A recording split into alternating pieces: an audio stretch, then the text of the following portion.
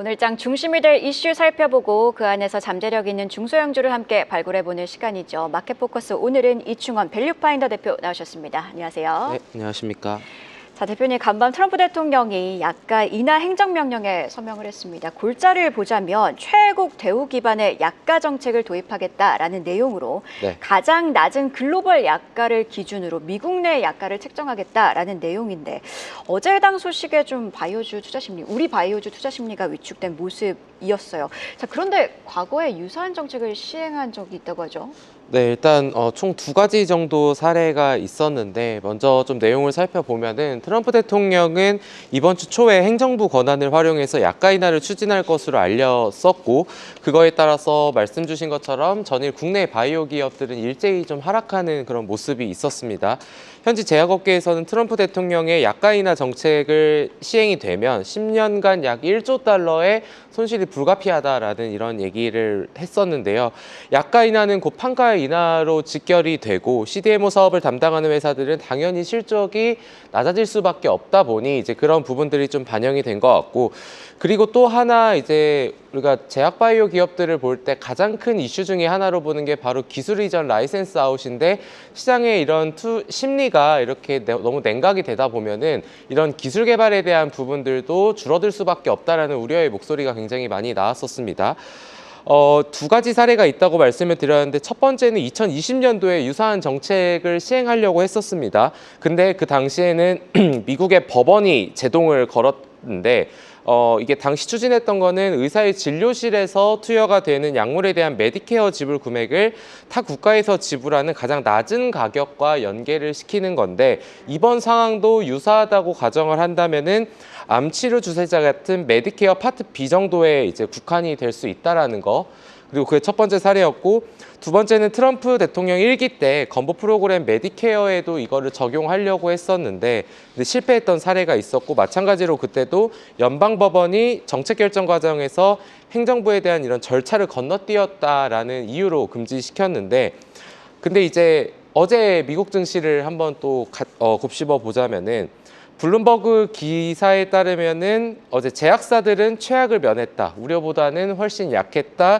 구체적인 내용이 거의 없어 모호하다라는 부분이 있었고 그렇다 보니까 나스닥 바이오테크는 4.2%, S&P 바이오테크는 4% 일제히 지수만큼 상승하는 그런 모습을 보였기 때문에 어제 사실 시장이 반등을 하고 시간에서 급등을 했을 때에도 반도체 기업들은 이제 대체 거래소에서 따라가는 모습들을 보였는데 바이오는 전혀 못 따라갔었거든요. 근데 이런 부분들로 인해서 오늘은 좀 기대를 해볼 만하지 않을까 이렇게 좀 보고 있습니다.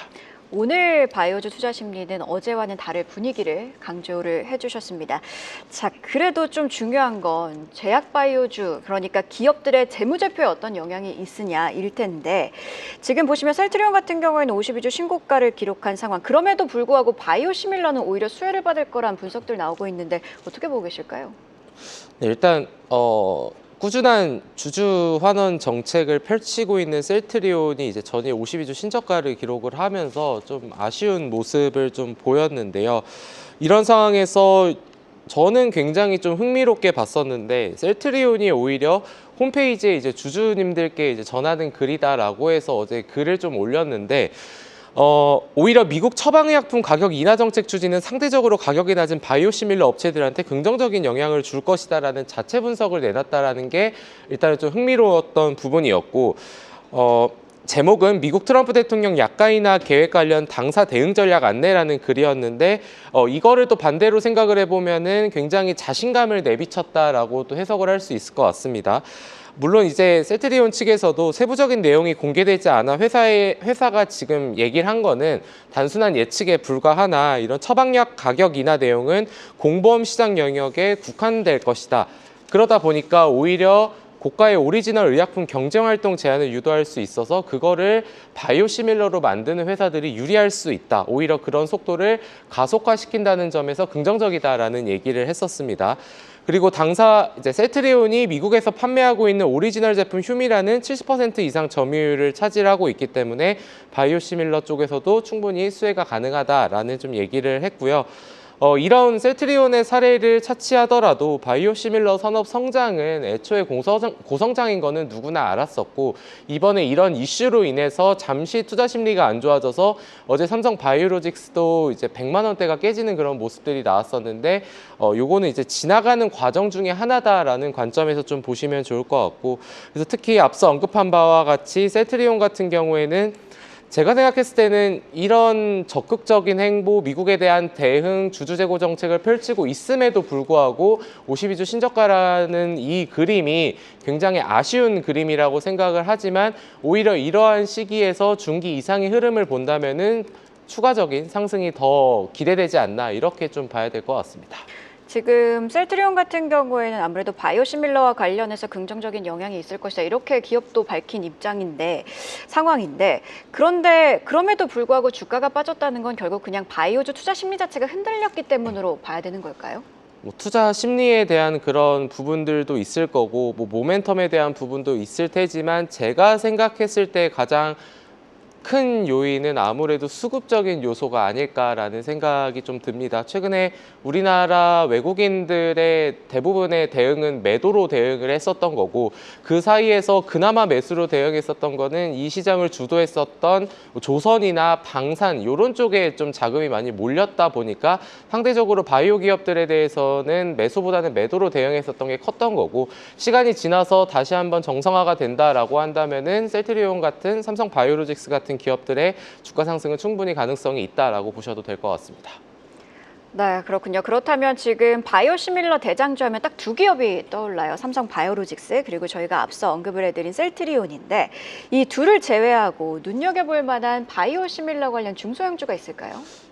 사실 바이오시밀러 큰 회사로 보면은 말씀해 주셨던 것처럼 삼성 바이오로직스, 셀트리온, 그리고 비상장사로는 롯데바이오로직스가 있는데, 근데 그 외에 중소형주라고 한 5천억 미만으로 본다면은 프레스티지 바이오로직스하고 바이넥스라는 기업 두 개가 있다고 좀 보시면 될 것 같습니다.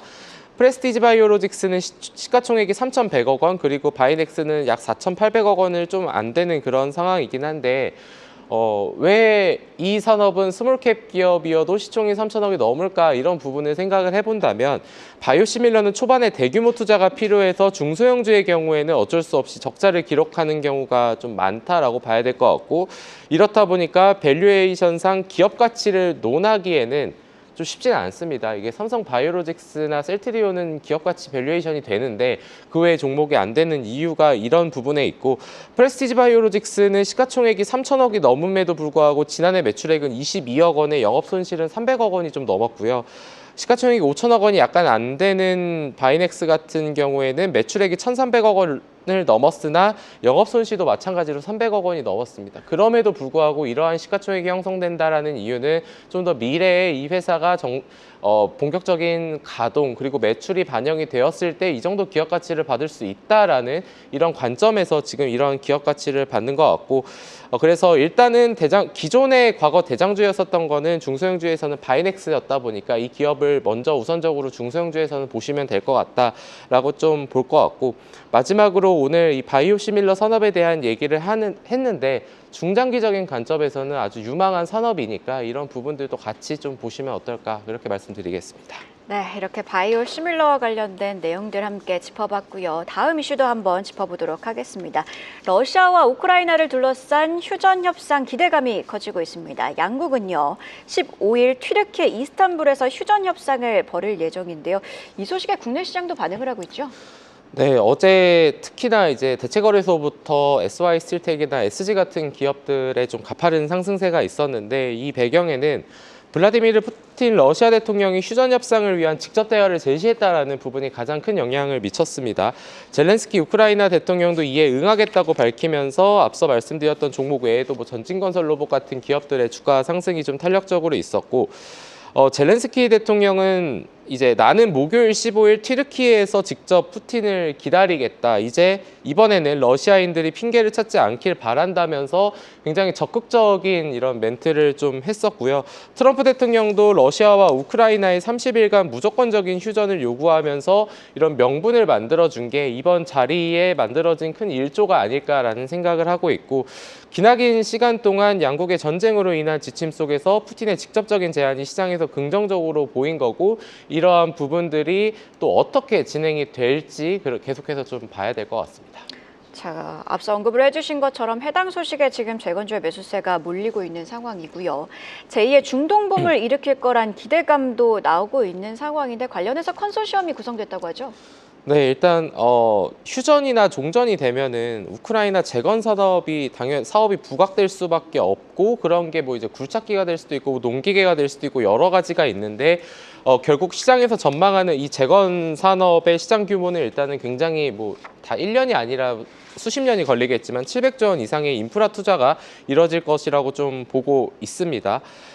그래서 올해 3월 이런 부분들에 앞서서 우리나라 기업들끼리 이런 컨소시엄을 하나 구성을 했습니다. 3월 우크라이나 재건사업 상장사 협의회 컨소시엄 형태로 만들어져 있는데, 이 컨소시엄에는 그냥 우리끼리만 얘기한 게 아니라 이 컨소시엄에 당시 방한 중인 우크라이나 경제사절단과의 이런 간담회도 있었다고 하니까 상대적으로 좀 레퍼런스가 있다라고 좀 보시면 될 것 같고, 여기에는 우리나라 코스닥 상장사인 아이톡시의 전봉규 대표가 기업인 대표를 맡았고요.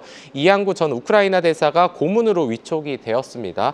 그래서 아이톡시를 비롯해서 뭐 도로교통 인프라를 맡은 SG가 있고, 그리고 정보통신, 전기소방공사업을 맡은 엠젠솔루션이 있습니다. 그래서 이 외에는 외에도 화천기계, RF텍, 제일약품 같은 기업들이 지금 다수 좀 참가해 있다 보니까 이런 관점에서 좀 부각이 될 수 있지 않나라는 쪽으로 좀 보시면 될 것 같습니다.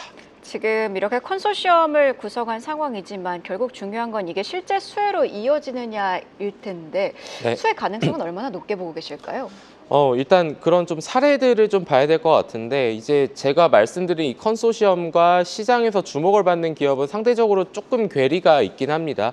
SY 스틸텍, 전진건설 로봇 같은 게 일단은 우크라이나 재건과 관련된 뉴스가 나오면 급등하는 종목이고, 그래서 수급적인 측면으로 트레이딩 관점으로 접근을 한다면 그런 종목이 저는 맞다고 생각을 하는데, 일단 첫 번째는 아이톡시에 대해서 좀 말씀을 드리면은, 아이톡시는 KG 모빌리티 수출 납품 계약을 실질적으로 따냈고 이제 공시를 한 사례가 있습니다. 우크라이나 경찰청 픽업 트럭 수주를 해냈다는 점에 주목할 필요가 있고, 지금 이 회사 같은 경우에는 언론 기사들을 좀 보게 되면은 우크라이나 베레잔 판유리 공장 지분 25%를 인수하면서 본격적인 사업 박차를 가하고 있는데, 이 판유리에 대한 부분도 이 회사하고 IR 했었을 때 들었던 거는, 사실 우리가 어디에서 뭔가 포탄이 떨어지거나 하면은 여러 가지 피해가 있겠지만 유리가 깨지는데, 이 유리들을 지금까지는 이제 러시아 쪽에서 갖고 왔다 보니까 사실상 지금 만들 수 있는 공장이 없다고 합니다. 그래서 아이톡시가 이쪽에 지분 투자를 해서 이쪽으로 좀 진출을 하는 개념이다라고 보시면 좋을 것 같고요. 두 번째는 이제 엠젠솔루션이라는 기업인데, 이 회사는 최근에 전기소방 같은 화재 진압을 이제 인공지능 쪽으로 지금 소화 시스템 특허를 갖고 있는 회사다라고 보시면 될 것 같습니다. 최근에 AI 자율주행 소방 로봇 시제품도 이제 앞으로 공개할 것이다라고 얘기가 나왔는데요. AI나 IoT 디지털 인프라 구축, 그리고 재난 대응 솔루션을 중심으로 우크라이나 도시 복원과 재난 대응 체계 구축에 참여할 계획인 것으로 좀 파악이 되고 있어서, 다시 한번 정리를 하자면은 기존의 시장에서 알려져 있고 많은 거래량이 나와 있는 종목은 SY 스틸텍이나 전진건설 로봇, SG 같은 종목이 될 테고, 아직 이런 부분들이 거래량으로 크게 동반되진 않았으나 이런 기업이 실질적인 사업을 전개를 하고 그리고 앞으로 하려는 기업으로는 이런 아이톡시나 엠젠솔루션이라는 기업이 있다라고 보시면 될 것 같습니다. 지금 강조를 해주셨듯 수혜 가능성이 있는 중소형주로는 아이톡시, 엠젠솔루션이 있는데 언급을 이미 해주셨어요. 지금 크게 주가가 움직이고 있지는 않은데, 움직이려면 그럼 어떤 점들이 수반이 되어야 되는 건가요? 실제로 실적에 찍혀야 움직일까요? 실적에 찍히는 거는 올해는 안 될 것 같고요. 이게 내년, 내후년이 될 거고, 사실 그런 관점으로 본다면 SY스틸텍이나 전진건설로봇도 뭐 큰 실적이 찍히지 않지만 이제 그냥 수출 판매를 하는 거죠. 그런 관점에서는 결국은 이런 거는 모멘텀이고, 중요한 거는 실적이 찍히냐보다 한 단계 앞 단계인 진짜 우크라이나에서 이 회사들의 한야가 사실 제가 봤을 땐 제일 중요한 것 같거든요. 그런 관점은 이런 어쨌든 상장사 협의회를 이제 만들었다고 하니까 이제 이런 컨소시엄이 어떤 행동을 보이는지가 아마 이 회사들의 주가에 반영이 되지 않을까라고 보고 있습니다. 네, 이렇게 이슈 체크해보고요. 주목해야 할 종목까지 함께 선별해봤습니다. 다음 주 이 시간에 뵙겠습니다. 고맙습니다. 감사합니다. 계속해서 다양한 경제 이슈를 알고 싶다면 구독과 좋아요, 알림 설정 부탁드립니다. AI 캐스터 권미정이었습니다.